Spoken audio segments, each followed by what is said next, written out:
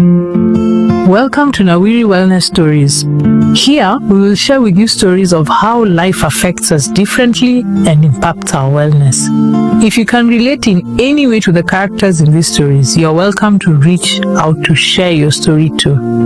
With these stories, we seek to bring to light different experiences which affect us adversely, to normalize the experiences and in some instances propose possible ways of navigating them. Welcome. Today's story is about surviving stigma, Grace's story. Grace was born out of a rape incident that happened to her mother. Her mother did not know who assaulted her as she was drugged, and the rape happened while she was unconscious. In the early days when Grace was small, the mother really struggled to parent her. She had kept from talking about the incident and had chosen to go about her daily activities like nothing had happened. When Grace started going to school, she learned about nuclear families. She went home to ask the mother who her father was and why he wasn't in their house. This question moved Grace's mother to go and seek psychological support for the abuse that resulted in the birth of Grace. She had not sought any psychological support until this time.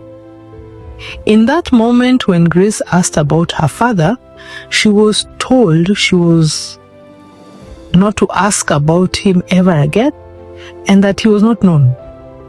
This puzzled Grace. She kept from asking again, but the question lingered in her mind thereafter. When Grace was 12 years old, her mother sat her down one day and told her about how she was conceived. She was told that her mother was raped by unknown persons, and it was then that she was conceived. Her mother told her that notwithstanding that she had no knowledge of who her father was, she accepted her and loved her. This was very reassuring for Grace. She was glad that the topic that had been prohibited earlier was now open for discussion. She asked the mother all the questions she had at the time, and the mother calmly responded to them. When Grace got into adolescence and went into high school, she had a nasty experience with one of her classmates. They disagreed on a matter, and the schoolmate decided to hurl insults at her. One of the things that the schoolmate told Grace was that she was stupid and she didn't even know who her father was because she was a product of rape. This was intended to cause Grace to feel shame. Thankfully, because she had been having conversations with the mother on her parentage, the intended insult did not land on her with the intensity of pain that the schoolmate intended.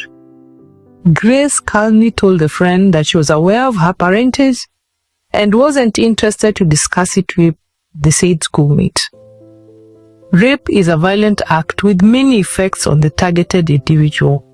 These include guilt, self-blame, increase in the risk for a range of mental health challenges like depression, anxiety, substance use, and disordered eating.